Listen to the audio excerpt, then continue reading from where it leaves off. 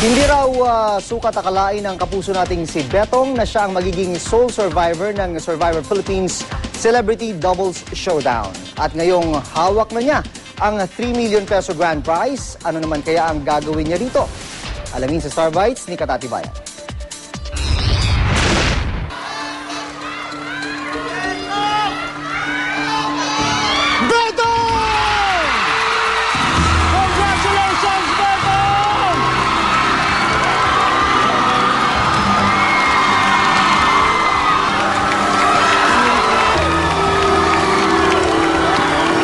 Emosyonal si Albert Sumaya o mas kilala natin bilang Betong nang tanghalin siyang Celebrity Soul Survivor.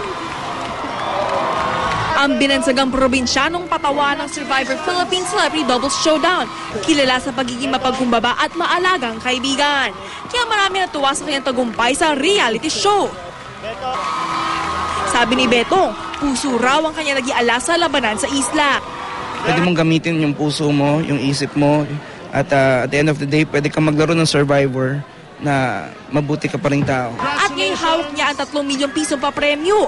Kaligayahan ng kanyang pamilya ang nasa isip. Paano sila idalhin? Ay, Boracay.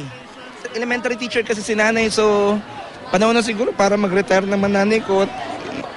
Pambayad utang talaga, ang dami talagang babayarang utang. Aminado si Betong na matindi ang naging kompetisyon sa pagitan nila ni Mara Yokohama. Kaya di niya raw lubos maisip na siya ang binoto ng karamihan ng jury. So yun, inisip ko na si John, si Arnold, Mara sila.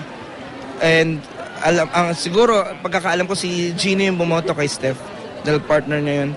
But then siguro, si Casey siguro yung bumoto, yung naging swing vote. Laking pasasalamat din daw ni Betong sa kaibigan at kasanggang si Maybe. Gayon din sa kanyang pamilya at mga taga-suporta. Meron na po akong 12,000 followers. Grabe.